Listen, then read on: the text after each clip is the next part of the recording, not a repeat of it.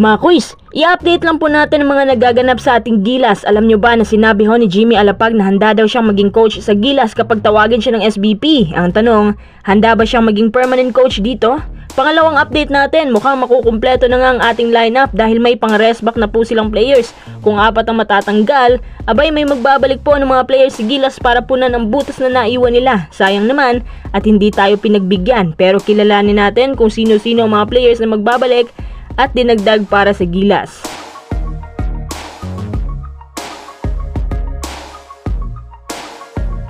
Bago tayong magpatuloy, kung nais mong suportahan ang aking channel, just click subscribe and share.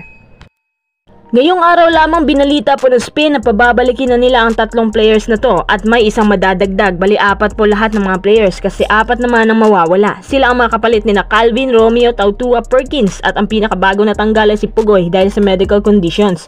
Ang unang player na pinabalik ay si CJ Perez. Alam naman natin ang capabilities nito pagdating sa scoring. Kampante si CJ at hindi siya yung tipo na kabado pagdating sa opensa. Dahil nawala si Romeo, magiging maganda pa rin ang hatak ng rotation natin dahil kay CJ, basta't bigyan mo lang yan ng sapat na playing time. Bukod tangi din ang kanyang experience sa mga Asian Games at syempre sa World Cup. Malaking bagay ang pagkakaroon ng marami experience sa big stage ng kompetisyon.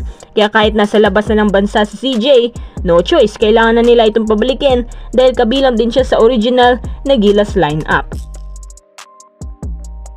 Pangalawang player, ito po ang ipinalit nila kay RR Pugoy na si Marcio Lassiter. Sabi ko na kailangan natin ng mga shooter na gaya ni Marcio. Ito yung wingman na alam ko na maaasahan talaga. Kahit saan mo yan ilagay. Magiging maganda din ang ikutan kapag marami tayong shooters. Sigurado ako na malaking may tutulong ni Marcio Lassiter kasi kahit sang anggulo, nakakatira yan at napakamaasahan sa clutch baskets. Pangatlong player, ang kapares ni Lassiter na si Chris Ross. Si Chris Ross para sa akin ang isa sa mga guards na may mataas na IQ. Hindi lang yan, hindi din basta-basta ang abilidad niyan pagdating sa depensa or steals. Kung makapag-steal yan, talagang ibang klase, planadong planado. Isa si Ross sa mga kabilang sa roster na isinama ni Coach Tim nung huling SEA Games. Magandang desisyon ang pagkuha sa kanya. Siguradong hindi magsisisi ang Gilas sa pagpapabalik sa kanya.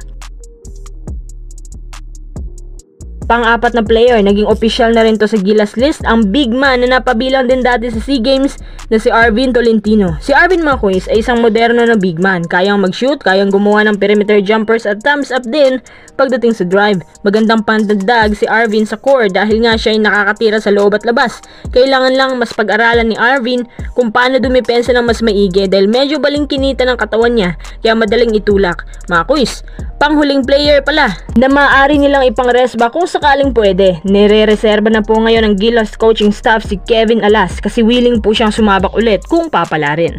Mga quiz, sa mga players na dinagdag or magbabalik, agree ba kayo sa mga napili nila?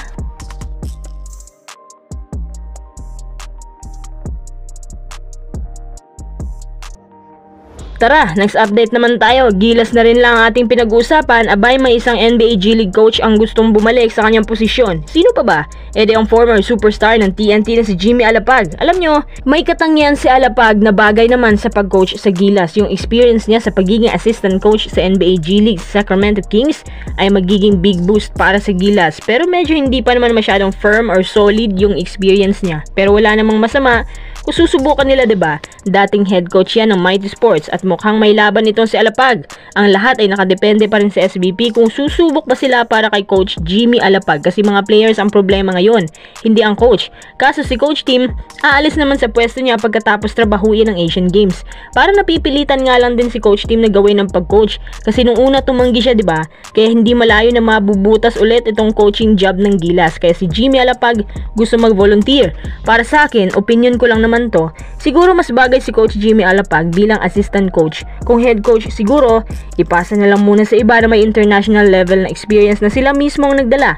Ibig ko sabihin, yung mga naging head coach na talaga sa internationals gaya ni Ta Baldwin, tapos si Jimmy Alapag ang assistant coach, ang galing nun. Pagkatapos nitong Asiad, malalaman na natin ang mga mangyayari sa ating Gilas at kung kanino na naman ipapasalo ang coaching job.